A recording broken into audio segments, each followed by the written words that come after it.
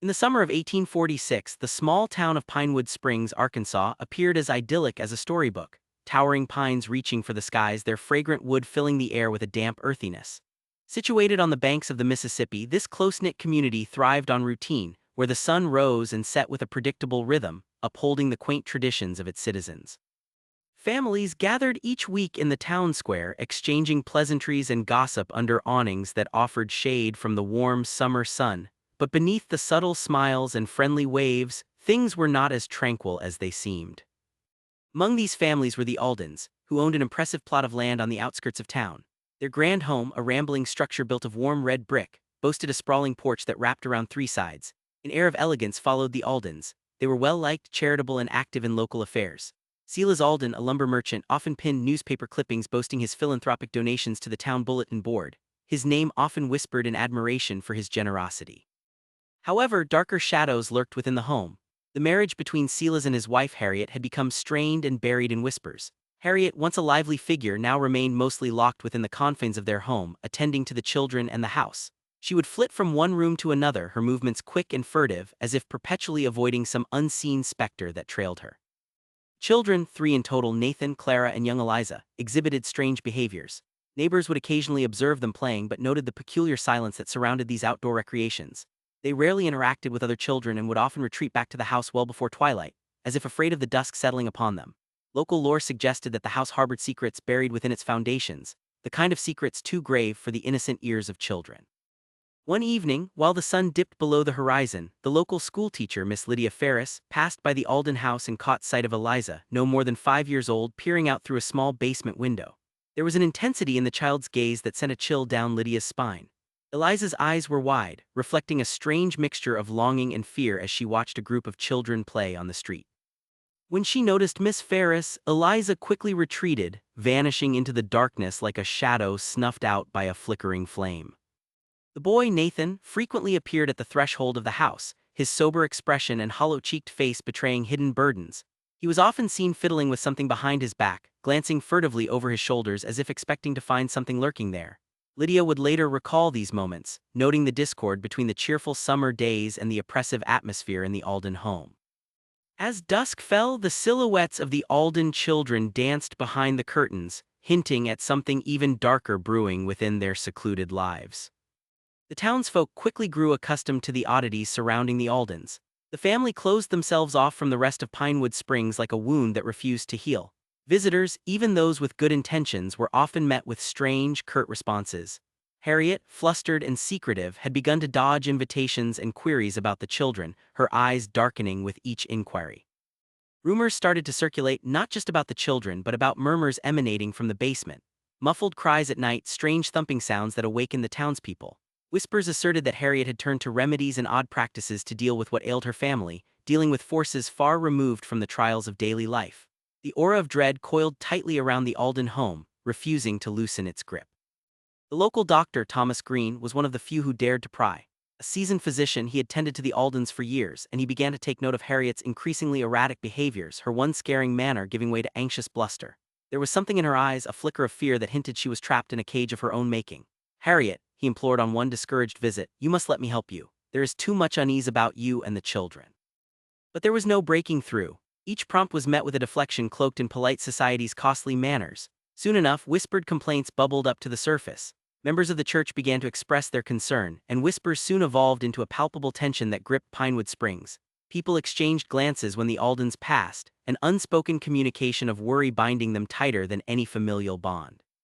One summer evening, all it took was the arrival of Sergeant Henry Walker, a man with a reputation for seeking the truth.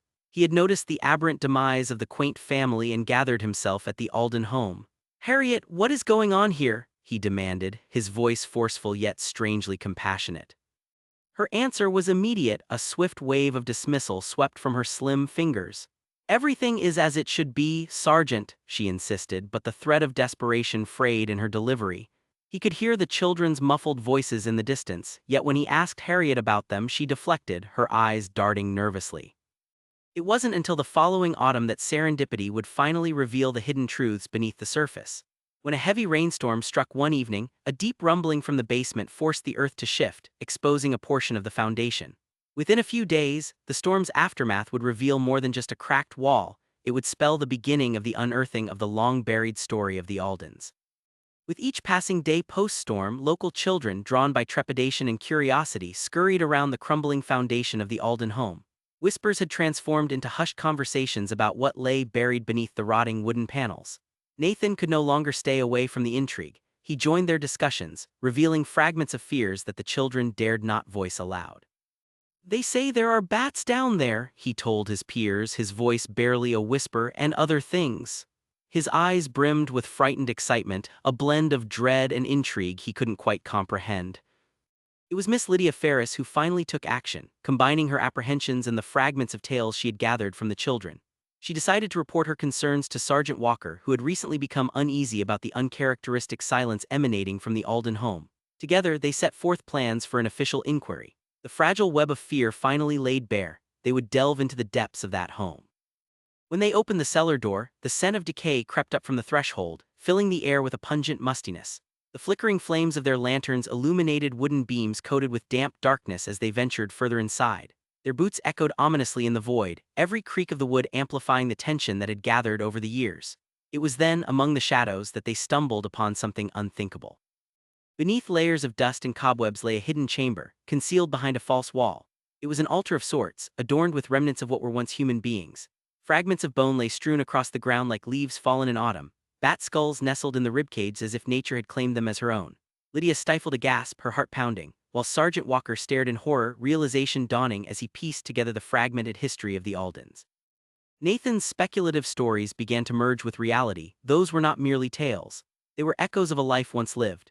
As they gathered evidence, Sergeant Walker found an unsettling collection of items: small strands of hair, tattered dresses stained with what could only be blood, and a diary of faded pages containing frantic entries from Harriet, frenzied scribbles detailing her fears and rituals. The discovery sent shockwaves through Pinewood Springs. The news transformed from hushed whispers to an uproar. Families locked their doors tighter and the unsettling aura of fear rippled through the town. The Aldens were more than a reclusive family. They had buried secrets of loss and despair, rituals of servitude and salvation that had festered beneath the hollow exterior. With the discovery made, the gravity of the situation intensified, leading Sergeant Walker to confront the Aldens head-on, setting the stage for a reckoning that would change the town and its residents forever. The trial of Silas and Harriet Alden gripped Pinewood Springs like a foreboding storm. Public outrage swirled around them like a tempest, forcing the small community to confront the darkness that had long lived beside them. Neighbors stood shoulder to shoulder in the courthouse, casting glances of grief towards the mild-mannered exterior that had once hidden a devastating truth. Silas, stoic and cold, offered no defense but a chilling silence, while Harriet, once gregarious, crumbled under the weight of an overwhelming reality that spilled forth in a twisted confession. "I did what I had to do. For them," she cried out, her desperate words echoing through the courtroom like a careening train acting beyond its control. Yet there was no salvation in her motives, no justification for a darkness that snuffed out the flicker of life from within her children. While the trial unearthed skeletons from a familial closet warped by despair, others began to emerge, victims barely whispered of before. The Aldens had not been isolated, but rather enveloped in a wider network of fear, rituals, and loss. Named victims were glossed over, lingering echoes of children lost to a practice steeped in darkness that teetered between mudded beliefs and desperate abandoning of the light. Some bystanders claimed there had been signs, but fear shadowed their voices. They pretended not to see, not to hear. And when the verdict was announced, a storm of life imprisonments, the cries from the town echoed through hollow streets, but the anguish lingered far beyond the verdict. It marked them forever. As the years unfolded, the faces of the surviving Alden children transformed. They emerged from their obsidian past, carrying the weight of silence while nurturing scars invisible to the eye. Their journey transcended trauma. Some found their voice, turning their pain into advocacy, pleading for awareness of the buried suffering obscured by pretense. Others wrestled with addiction, consumed by the darkness that had once enveloped their lives. A memorial service came to represent not only the lives lost to the Alden's terror, but a sacred space for healing. Pinewood Springs gathered under the clouded sky, dedicating a small park dotted with pines where those once lost could now sing with the winds. The whispers of the community transformed, resonating with unity, mourning their own silence too long inflected with distrust. And so, the shadow of the past joined Pinewood Springs into the dusk of its everyday lives, revealing that sometimes, Evil does not wear a mask but lives among us in silence, thriving on the edges, lurking beneath the surface. It can nest in the shadows, waiting for the chance to break free to become something all-encompassing. In the quiet of the night, the names of those lost linger still, folded into the fabric of that land, a reminder that we must dare to look beneath the veneer of normalcy.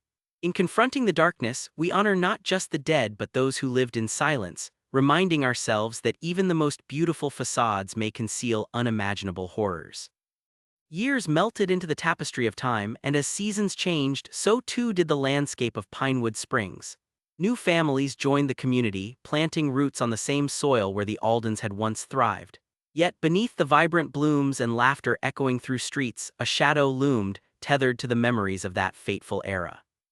The park dedicated to the memory of the lost children became a sanctuary of sorts, a place where stories were whispered and old wounds shared.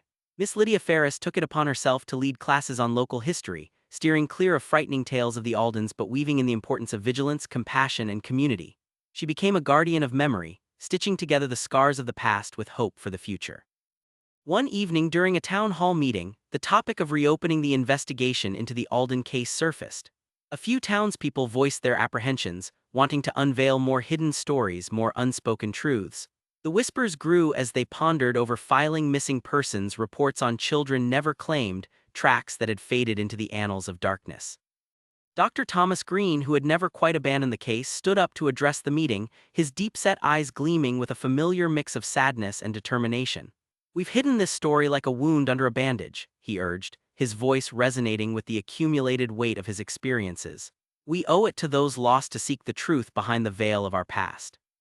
The words resonated painfully with many, reigniting the shared resolve to face the building dread that had lingered for too long.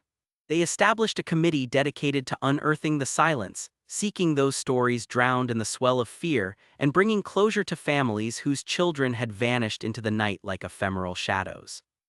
As the months went on, small bursts of revelations trickled through pathways once blocked by fear. A couple of aging residents, those who had lived in Pinewood Springs during the Alden family's tumultuous reign, began to speak up, recounting moments that had been swept beneath the rug. Memories spilled over like a fountain, moments of odd interactions, townsfolk requiring explanations for unaccounted children's whereabouts, revelations wrapped in disbelief and anguish. A descendant of one of the missing children, a man named Jacob Gray, found his way to the town. He had grown up in a neighboring county, piecing together his family's fragmented narrative after discovering a lonely faded photograph belonging to his grandmother. The image, a haunting depiction of a playful girl with dark curls, bore an uncanny resemblance to the Alden children. Jacob approached the committee with a trembling resolve, united by the desire to trace back the roots of his own loss. His arrival ignited a wave that propelled further investigation, unleashing a fervor throughout the town. The committee worked feverishly, interviewing those who had brushed against the Aldens' twisted reality. Slowly, what emerged was a picture not of isolated horror, but one that revealed connections across the region, ripple effects that extended far beyond Pinewood Springs. More names surfaced, families searching for long-lost children who may have once been their own. The effort culminated in the establishment of a dedicated task force, sworn to examine cold cases that had remained dormant. They tapped into historical records, cross-referencing missing persons and orphaned children with known patterns emerging from the Alden household. Each skeleton uncovered, whether in the basement or elsewhere, unearthed connections more profound than mere connections to a twisted family. As the task force pressed forward, mingling laughter and camaraderie broke the tension forged by grief. The heart of Pinewood Springs began to heal. The park became a gathering place for starting anew. Each lantern lit in the evening became a testament to memories reborn, a promise that vigilance will forever prevail, binding them together as a community navigating through their fears. However, beneath this hope, the shadows whispered. The whispers reverberated through the park as the world outside grappled with similar stories. Even as the community promised progress, it became evident that each recovered name bore a heavy heart and an unsettling truth, a reminder that beneath the facade of normalcy, darkness still lurked, watching, waiting for cracks to deepen. The epilogue of this journey did not signal the end but rather a constant reminder that history, however cherished or feared, must never be forgotten. A bitter truth dawned: while the darkness often hides in plain sight, the silence surrounding it must be broken. Pinewood Springs learned to gather its strength, hoisting the lanterns higher to pierce through, illuminating a path towards both memory and healing. Under the moonlight, the lanterns danced in the soft breeze, whispering stories to the stars above, each flickering flame brimming with new life, a promise for those who couldn't share their own. The park thrived as a living memorial, steeped in the history of the past while cautiously begging for a hopeful future. As their shared resolve crystallized, Pinewood Springs set forth an initiative aimed not only at digging deeper into the history of the Aldens, but also at ensuring that no child would ever face such fear again. Town meetings began to incorporate discussions about safeguarding children, establishing crisis programs, and strengthening the community bonds that had turned tentative in the wake of the past. Months turned into years, and amidst the throes of healing and collective growth, the town's spirit began to flourish once more. Children laughed again, their echoes mingling with the songs of birds chirping at daybreak. The sense of vulnerability could never fully dissipate, but the instinct of community surged back to life. Miss Lydia, now a guiding force, began leading awareness programs at local schools, focusing on compassion and awareness for potential signs of distress among peers. She recalled her early conversations with Nathan Alden, using that memory as a case to ignite conversations that explored the importance of communication. Each lesson became layered with stories about the past, gently instilling the value of being a voice for the voiceless lying beneath the surface. Jacob Gray found a purpose in helping families reach closure, using his own quest for truth to assist others searching for lost children.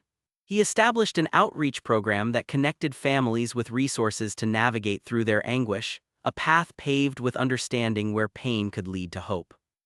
Yet lingering questions remained. What happened to the children who had vanished without a trace? Names accumulated on a list, shrouded in echoes of pain and love, where each missing entry represented a family lost in the labyrinth of despair. Jacob felt unyielding pressure to delve deeper, now tied to the community, but also to his lost family. He began collaborating with researchers to build public awareness through pamphlets, databases, and stories of those who needed saving from being forgotten. The more he immersed himself in that endeavor, the more awareness permeated throughout Arkansas, sparking murmurs of similar stories in neighboring towns where families had torn each other apart. It was as if a ripple effect had engaged, loosening the grip of historic repression. But it was during one record-keeping event that things took an unexpected turn. Within torn pages of faded ledgers, an entry caught Jacob's eye, a notation concerning a local rich family who had made donations to orphanages far beyond Pinewood Springs. It also listed clandestine interactions involving multiple adoptions, when children were hardly received any attention, passed off as little more than assets. Jacob's heart raced. He felt, perhaps for the first time, as if a hidden truth clung to the fringes, an unfinished chapter that still roamed the earth tethered to him, demanding resolution. With every click of an ink-dipped pen, he began mapping connections, facilitating discourse with families across borders, and before long an unsought network evolved. Rebirth amid darkness began to weave its way through the lives of many, healing them as they ventured forth with purpose. Each lantern lit in the park continued to murmur old truths while embracing the future, where every captured name bore the promise of existence. And in the shadows, as history seemed to stretch its fingers into the present, resilience allowed hope to build bridges where there once lay only silence. Jacob knew that the quest for understanding would never truly cease, but the newfound connection between people and lost narratives, grandmothers and grandchildren never exchanged, painted a bold stroke of empowerment over the heart of Pinewood Springs. In the end, they were not just memories of lost children that flourished through dawn. They became voices resounding in the hearts of the community, ensuring that the past would never define the future. Forests grew, whispers reverberated, and hope resided in the souls illuminating their paths. In the gentle embrace of twilight, where darkness meets dawn, each heartbeat echoed the promise of never letting a forgotten soul be lost again. As twilight descended upon Pinewood Springs, a sense of cautious optimism enveloped the community.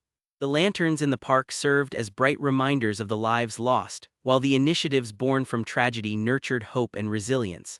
But despite the hope blossoming anew, shadows lingered, whispering caution about the past that still gripped some hearts. One crisp autumn evening, the townsfolk gathered at the park for an event titled Remembering the Lost. Children ran about, laughter spilling into the air while adults shared stories of resilience and healing. Jacob Gray stood at the podium, a gentle resolve radiating from his presence. His journey had taken on a life of its own, transcending mere personal recognition. It was about connecting dots that had remained stubbornly apart for far too long. As we stand here tonight, we honor those who were lost but equally those who have survived, he began, his voice steady, cutting through the hum of whispers. Together, we acknowledge the pain, but we must also vow to never let it silence us again. None of us should experience the isolation that so many once did. His words resonated like a beacon, lighting an inner fire among the crowd. Yet, as daylight dwindled to darkness, a name lingered unspoken, haunting their unity: Clara Alden. The sister of Nathan, missing still, her ghost danced on the edges of their collective memories. As the event unfolded, a gentle drizzle began to fall, sending ripples across the park. Something about the weather felt symbolic, as if nature sought to wash away the fears that had clung for so long. However, before the gathering could disperse, a woman emerged from the shadows. Her appearance was sudden, bolt upright, with an intensity that stilled the air. "Jacob," she called, her voice cracking through the hushed crowd. "I'm Clara, I'm here." Faces turned in disbelief, hearts raced, and murmurs cascaded through the assemblage.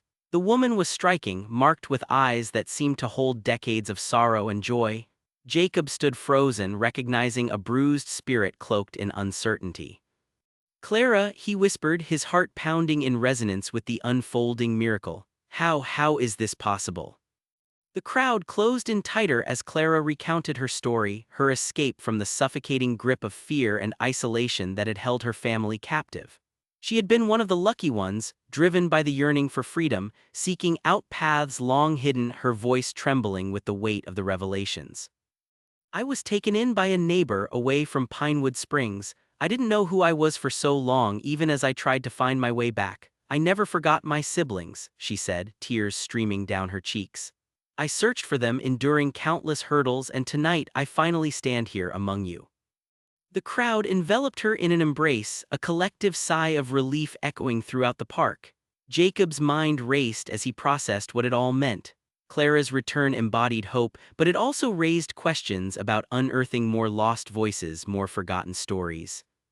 That night, the park's lanterns took on a new meaning, illuminated not only with remembrance but also with renewed purpose, a symbol of restoration, one that echoed through Pinewood Springs.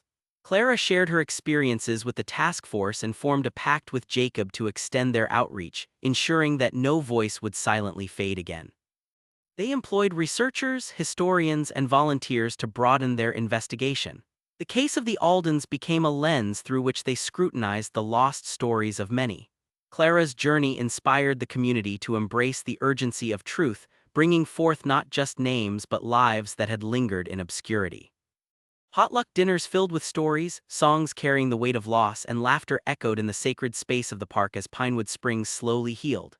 Yet there remained an unyielding darkness lurking faintly in the background. With each new discovery, each new name shared, realism settled in. They could paint over scars, yet the history absorbed in the land couldn't evaporate entirely. It became clear, this saga of recovery would require constant vigilance. The group organized regular sessions where stories would be written, each telling bringing forth catharsis. New resolutions blossomed. One ambitious endeavor spearheaded by Clara aimed to compile the region's history of lost children and those who had gone missing, connecting their families with sobering narratives. Everyone knew there would likely never be a final chapter. Still, unwinding the knots of history motivated Pinewood Springs' residents to acknowledge their past and embark on a path of prevention. They raised awareness and sought to forge a lifestyle that would root their children in engagement and understanding, hence breaking free from the isolating grasp of fear. Years turned into decades. The pulsating heart of Pinewood Springs thrived in renewed vitality, evidenced by its lush landscape and vibrant community spirit. Clara's reappearance and her alliance with Jacob had sparked a revolution that reshaped the narrative of their town. The burden of past sorrows remained, yet the people were acutely aware of their responsibility to uphold the light where darkness once dwelled. Every year, the Remembering the Lost event transformed into a festival of light and love. Lanterns drifted into the sky like fireflies on a warm summer night, celebrating not just those lost, but the rebirth each soul represented. Candlelit ceremonies paid homage to Clara Alden's story and other children who had once been swallowed by darkness. Amidst the festivities, Jacob and Clara worked tirelessly on their historical compendium, meticulously documenting each name, story, and connection they could uncover. The research emphasized kindness, compassionate outreach, and brave narratives, layered with histories once buried deep in silence. There were triumphs, yet there were moments of revisiting heartache. As winter arrived one year, Clara received a letter from a network of descendants tracing their roots back to the Aldens. The correspondence crackled with excitement. It detailed other children, lost through similar horrors, who had also begun their own journeys of discovery, a broader web of connection weaving itself through time and space. Could this be more than just a community? Jacob pondered with Clara late one evening, their reflections casting newfound dreams against the evening sky. What if we created a national movement dedicated to awareness around missing children? We could connect families, tell stories, and build a collective spirit, ensuring that no child would go unclaimed again. Clara nodded, her eyes brightening with determination. A movement born from our wounds can become a lifeline for others. Let's build a bridge through the darkness, one that shatters the myths that shrouded our lives for so long. As they rallied the community around their fledgling vision, Pinewood Springs began to emerge on national platforms. Conferences blossomed, new friendships formed, and countless stories ignited passion for change. Awareness campaigns spread across small towns, each story reverberating down forgotten pathways, truly resonating with people far and wide. Perhaps the most significant lesson learned from the past was that no one truly walks alone. Clara and Jacob, once tethered by the pain of history, were now linked in a much larger familial embrace, echoing through every encounter they forged. With each candle lit in remembrance, each child embraced under the canopy of compassion, the bond between Pinewood Springs and its collective memories deepened. The spirits of the lost grew stronger, urging people towards unity, understanding, and a commitment to never let darkness snuff out the flames of vulnerability again. Through the winds of time, the names lingered, the shadows ebbed, and a town forged in tragedy emerged defiantly into light, reminding all who ventured through its woods that even the darkest stories may yield hope if only one dares to listen. As the seasons continued to change, Pinewood Springs transformed into a beacon of hope, resilience, and community strength. The annual Remembering the Lost festival evolved beyond remembrance, becoming a celebration of life, connection, and unity. The festival drew families from neighboring towns and cities, now a vibrant tapestry of shared stories and joyous laughter, weaving together strands of previously unconnected lives. Clara and Jacob, their bond deepened through shared missions and heartfelt connections, emerged as leaders in the movement they had initiated. They traveled across the country, offering workshops, encouraging communities to come together and share their histories, to confront their own shadows, and to ensure that no child's story would fade into silence again. With each community engaged, they felt the ripples of change spreading further, igniting conversations that challenged the very fabric of societal indifference towards missing children. Innovating their strategies, they partnered with schools, families, and local governments to establish programs dedicated to child safety and mental health awareness. They trained educators and community leaders to recognize signs of distress and develop support systems for children who needed guidance and companionship. Awareness posters plastered school hallways, urging everyone to be vigilant, to see the signs, and to act with compassion. Years later, as Clara stood in the park, now flourishing with blooming wildflowers and annual trees planted in memory of the lost, she observed the children playing freely, their laughter echoing within the twinkling lanterns. Her heart swelled with gratitude for how far they had come, for the healing that had unfurled year by year. The lanterns, each borne aloft into the night sky, now carried a promise that the lives once hidden would forever illuminate the path ahead. Jacob, ever the dreamer, walked alongside her. "We've done well," he said softly, the weight of years lifting from his shoulders as he took in the sight. "But this is just the beginning, isn't it?" Clara nodded, a knowing smile gracing her lips. "It is. As long as we keep our hearts open and listen, there will always be more to discover and more light to bring into the world." As night fell, the lanterns began to flicker like stars scattered across a velvet canvas. Each light was a reminder that together, they had woven a tapestry of memory and hope, breathing life into the names that had once echoed only in silence. The voices of the past had found the strength to rise beyond the shadows, guiding Pinewood Springs into an era where collective history was no longer a burden, but a bright road leading to awareness, healing, and profound connection. And so, the journey continued, bound by a promise that echoed softly among them, that every story mattered, every child deserved to be seen, and that together they would hold the light against the dark, ensuring that no one would ever be forgotten again.